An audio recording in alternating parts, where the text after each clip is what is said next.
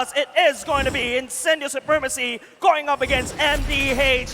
Who will be able to pick up the most priority pick? That's what we are looking out for. And it is going to be Incendio in the first pick.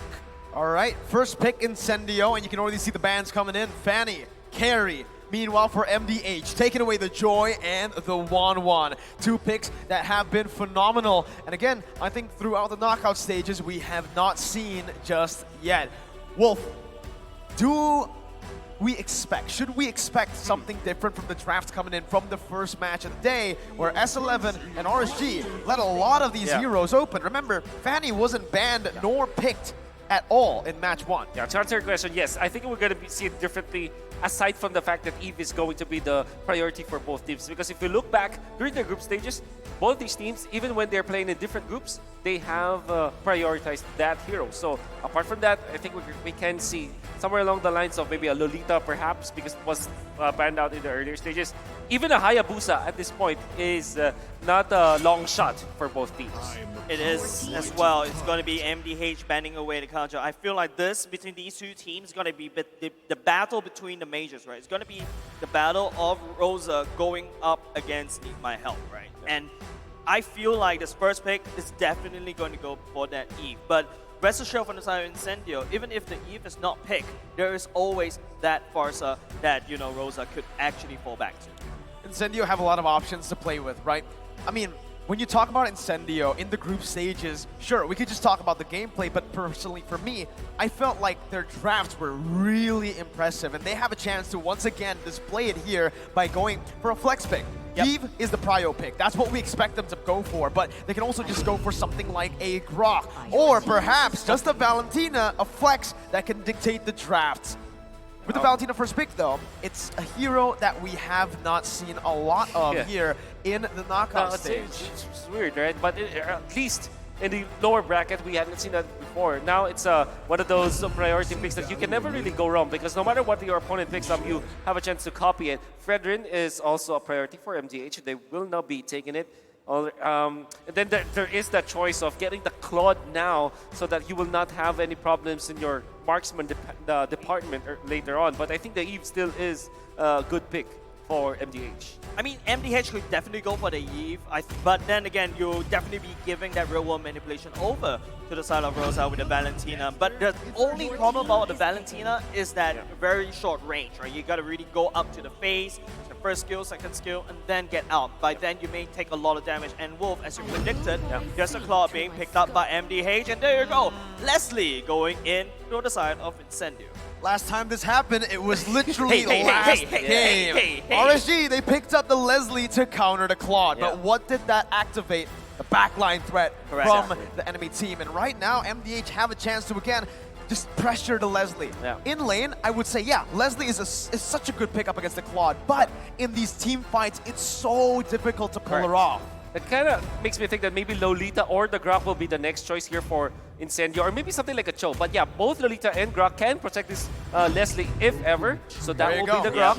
And I guess what's different here is that the Leslie is an anti-tank in a way. So Fredrin might not have the best time for this one. Your prediction has been going pretty well right there. Grok being picked up by the side of Incendio, and then it's going to be a Hayabusa over the side of Joga. Yeah, we mentioned this too. You are about to mention that.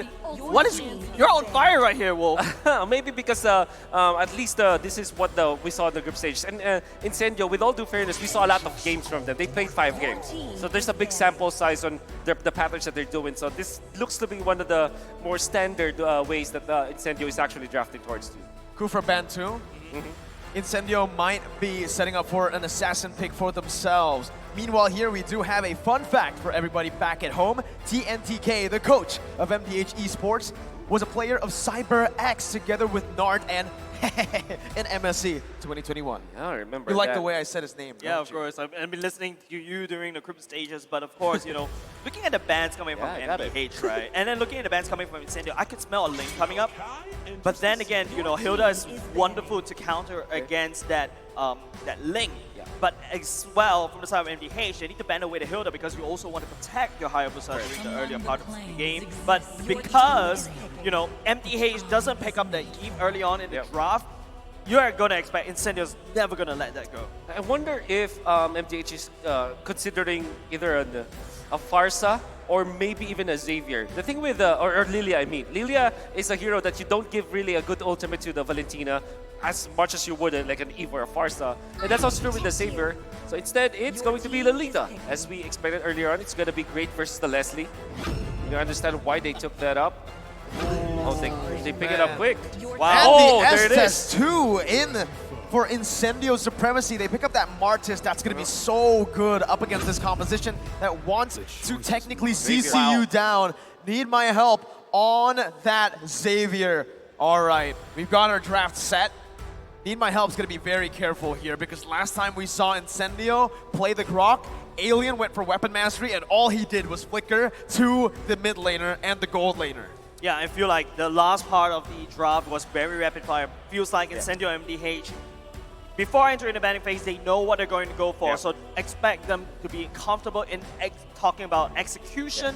But in terms of the team composition, Wolf, what are each team good at? You know, late game is definitely what MGH wants to go for. They want to make sure that the Xavier as well as the Claude is going to output the damage. But when it comes to like the actual composition, if it's a head-to-head, I think that the team fight will definitely be favoring Incendio Supremacy. This is the Turkish Ube that we saw during the group stages. We call it Turkish Delight in the Tagalog stream when I was casting there.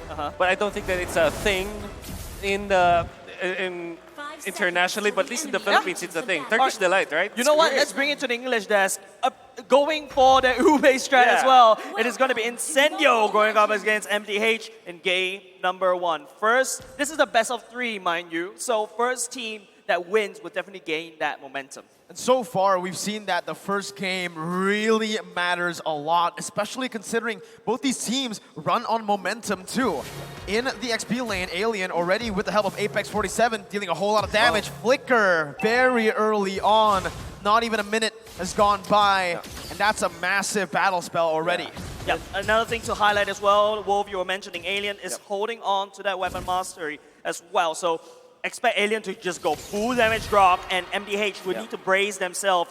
That wild charge may not be just only an engage tool, it's gonna hurt. Yeah, this is a weapon master drop. By the way, this is the 3rd time that Incendio did this, and it seems like what the King actually did is a response to what Incendio has been doing for the past 3 games when they're doing the XP lane Grok. Because what he did was to sacrifice his battle spell so that at least he'll get 2 minions, because the Grok blocking the lane in the XP lane is actually difficult to deal with if you don't sacrifice anything. So this is like actually MDH correcting the laning stage against Incendio Supremacy. Yep, right now, TNZ on the other side of the map, the turtle will be spawning at the bottom side instead. It is also a 2-1-1 composition coming up from both these two teams, prioritizing on protecting their marksmen to get them up to standard, up to the items. But here we go, Nart finding Apex in the jungle. 47, Apex 47 is down.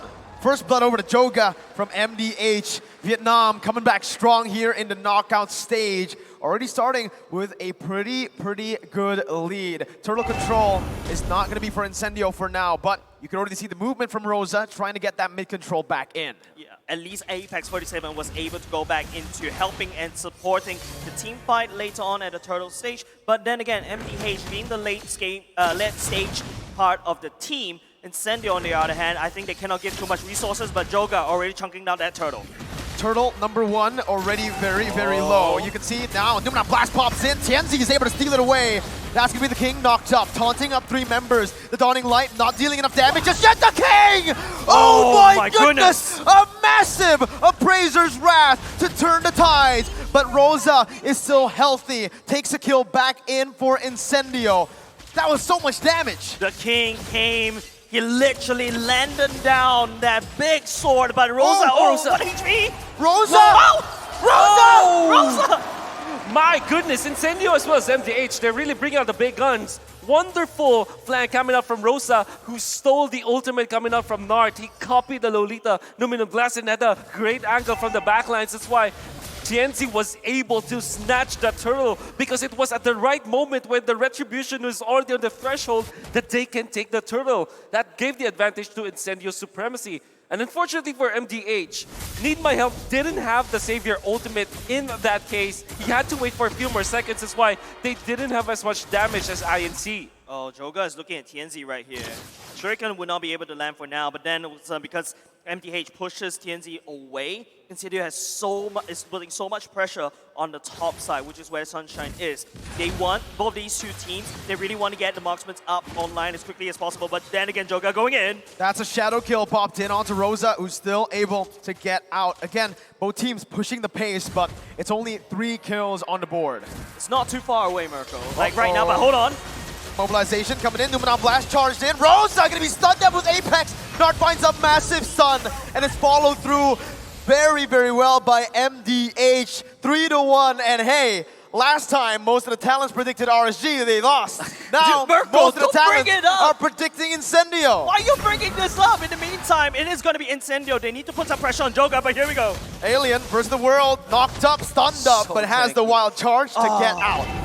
When you see a Grok doing that as a defensive, it doesn't look good, right? Yeah, 3 members of MDH have physical damage, and with the Weapon Master Grok and the X Lane, he's very tanky against those heroes. The King again in the front lines, getting the HP back in, and No that's way. Alien! He's so tanky! Finds the turtle! Joga jumps in with the quad shadow and the shadow kill, but it's Tienzi who finds the kill back. Rosa stole it away. Nart now gonna be the target down, as that's gonna be the sustainability from Incendio. Tienzi finding a double kill with the decimation. The double kill decimation on top of TNZ is going to allow him to snowball out of control, and that's exactly not what MDH want to do. They have a very strong control in the early part of the game, but they let it go. Knowing the Grok is just with 2 Legion Swords and a Fury Hammer with the Weapon Master, is very tanky against physical attack, and he even dodged the Savior attacks. The moment that you saw the power of nature, you have to avoid that because that's gonna hurt. Even just the first kill of the Grok at this point is going to tear down the defenses of MDH, who apparently only has 1 physical defensive item, which is on the Lolita,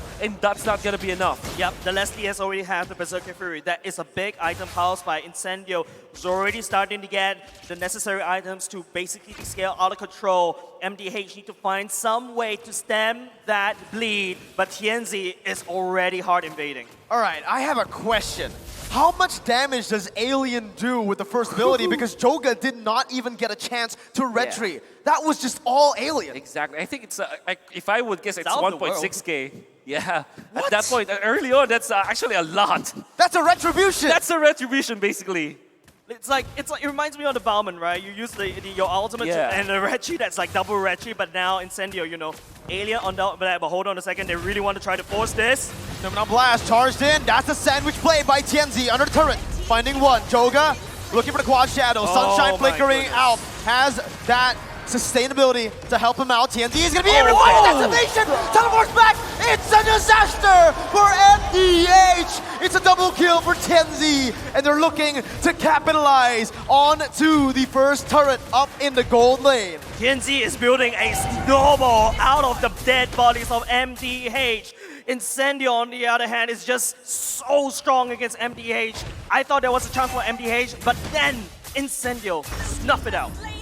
And they get the turtle, they get the turret up top too. In fact, inching the lead out to what? Maybe 6,000 gold up at this moment.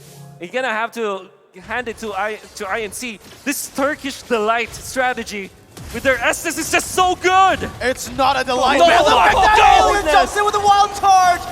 Oh my goodness, the healing comes in clutch too. The King unable to find the Appraiser's wrath. And again, I do believe it's not a Turkish delight because MDH are not enjoying it. Oh, they're not enjoying, definitely.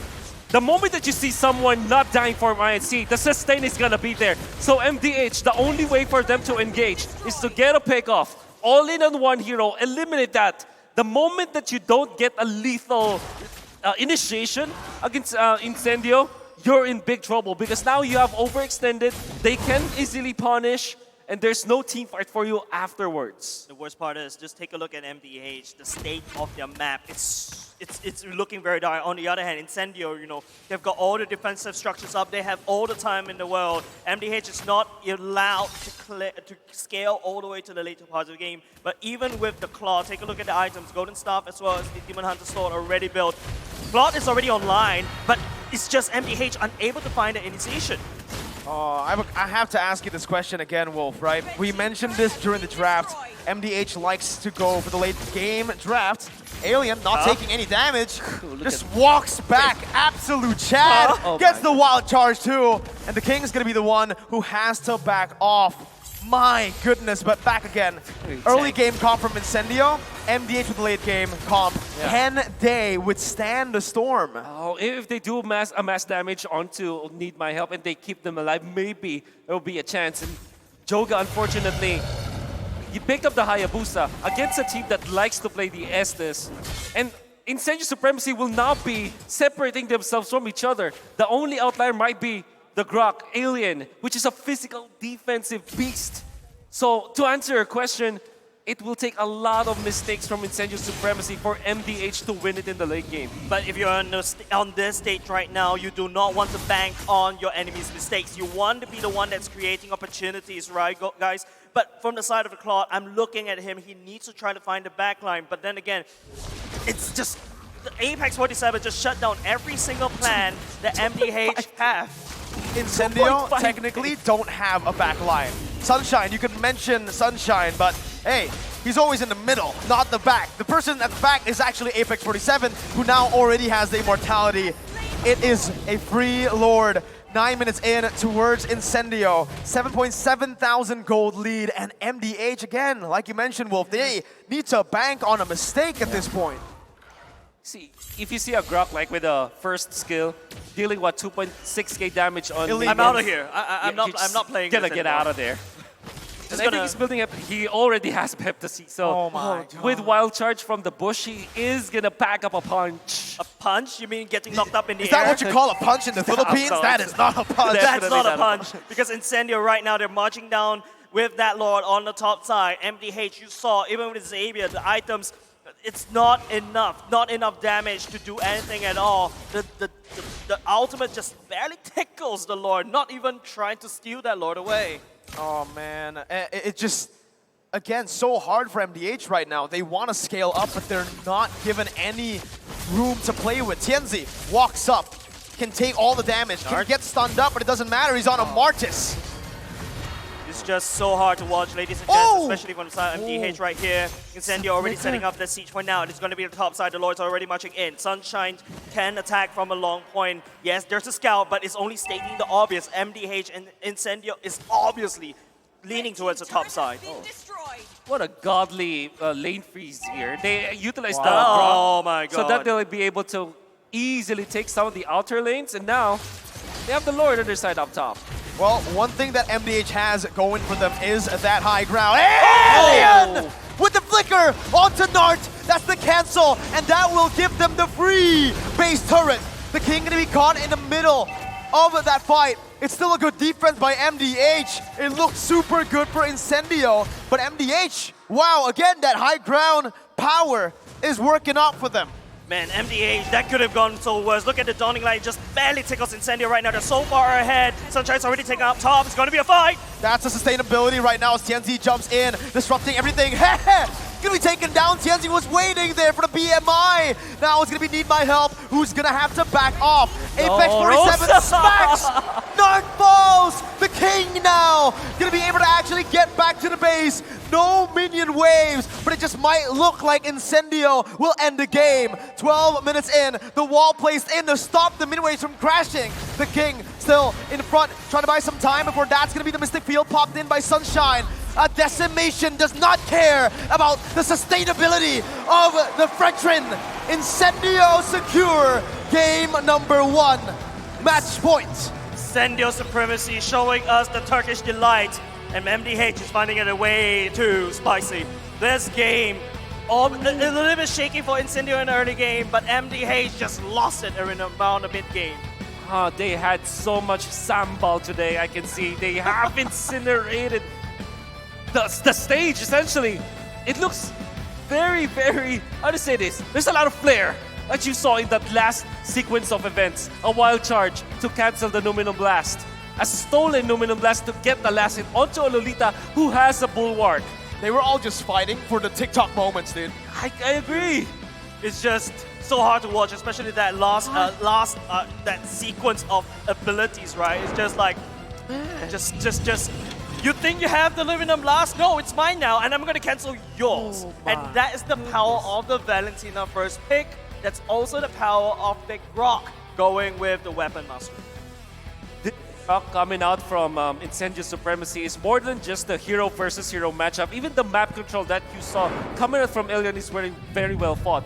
Level 1, they freeze the lane, utilizing the Grok Guardian's barrier so that they will have a better lane matchup versus the Fredrin X lane. Late game, they control the Lord so that every lane will come together and they will have an easier push. This is a well thought of draft coming out from Incendio Supremacy. I will not be surprised if the Grok will be banned next game. Man, the Grok needs to be banned, but we also got to give a special shout out to Secret Lab, the official gaming chair partner of M4. This chair is looking really nice, by the way. I'm taking home. We're talking about a built-in lumbar support system that you can adjust to your spine, an incredible magnetic memory foam head pillow, and a brand new fabric in all sorts of colors and designs. The Secret Lab Titan Evo 2022 gaming chair is designed to keep everyone seated in incredible comfort for a long time.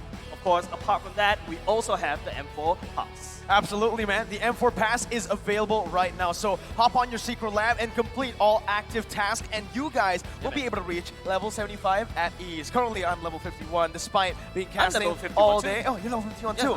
Hey, shout out. By the way, LaFell level 15, caught lacking. Anyways, free. Log in now. Exclusive rewards like the Beatrix Light Chaser skin, the Beatrix Stellar Brilliant skin, and the M4 Beatrix figurine.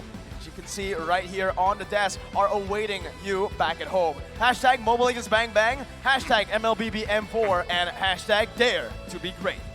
And of course, M4 Battle Night goes live this January 21st as well, so expect loads of events and rewards up for grabs in the game. First off, complete battle task in the game on January 21st to get a skin code of skin choice chest, not a skin code, but then that Stellaris Gold skin is something that I really want to work towards too, and you can choose the skin you like most from that very chest. Aside from that, battle bonus awaits you on the same day, so playing matches and you will get team star protection for 3 matches. Not enough for a best of 2, double star, more than enough for a best of 2. Double star raising points, double protection points, double EXP, and double BP for 5 matches. Enough for a best of 5. We are not stopping there as well. Free access to all the heroes and loads of epic skins will also be available on the same day. So, save the date, put it in your calendar, log into the game on January 21st, and enjoy the match and win tons of rewards. And let's all celebrate M4 Championship together, including with your friends. Go ahead, check it out, because man, those are a lot of rewards, man. January 21st, save the date. Save the date. Yeah. But here, Jays, I think we're going to throw it to the analysts. Yeah, we do have to throw it back to the analysts soon. Of course, it's going to be Dave, Leo, and Gideon. Please help us clarify what went well for Incendio. It's clear that the Turkish came to play. They are threatening elimination against the Vietnamese. Match point for Incendio Supremacy. This is Assassin Dave, that's Gideon Q. I'm Leo, and we're going to be talking about game number 1. Starting with the draft, I really appreciate how Incendio really thought this out well, because I think when we were watching, you guys will agree, that first phase, that Leslie, I was of 2 hearts. I was like, that seems to be too soon, but they completely won out as soon as they got that Martis and Leslie. Absolutely. I think, designing the draft like that, and especially faking out the Fredrin, making all the difference with the anti-crowd control. And I mean, pulling up the stats here, and Dave, you got to tell me what's happening here, because overall, we were talking about, maybe this Leslie, it's not the way to work. Yeah, when I first picked Leslie, I had my doubts as well, especially with the season. This is a full Wu-Bei strategy, UBE, going in. But at the same time, the other side has Lolita, right? MDH draft seemed okay. But Rosa, this guy is built different gaming. The entire game, he copied Lolita Nunan's blast, his ultimate, and just win him. We saw a better mid lane who's playing Lolita. That is insane. Yep, and by setting up that Estes, I meant the Estes and the Martis in the later half, essentially they shut down MDH's early game plans. It was so hard to beat Joga in this game. I think, overall, you say that, Joga, it's tough, of course, but even more so, it was supposed to be Fredrin that had to go into the jungle. They eventually had to give it over to King, considering the lineup, so that made it even harder, and things just spiraled out of control. And Incendio Gaming showing and living up to their name. They want the supremacy, they want to dominate. And let's take a look at the stats. Rosa has 92% kill participation, same as Apex 47, 100%. Meanwhile, coming to the other side, despite the fact Need My Help taking down the Xavier, the character is supposed to have global presence, but yet he only have 67% kill participation on that. I think a lot was hedging on the fact that Need My Help needs a lot of time. And this being a 12-minute game, Incendio Supremacy just had a clearer vision of how to execute from early, mid, to late. And again, just in the draft alone, big picture, right? You have a Claude, you have a Savior, and you have a Hayabusa that needs to snowball. There's a lot that's contradicting already in the lineup that MDH brought out.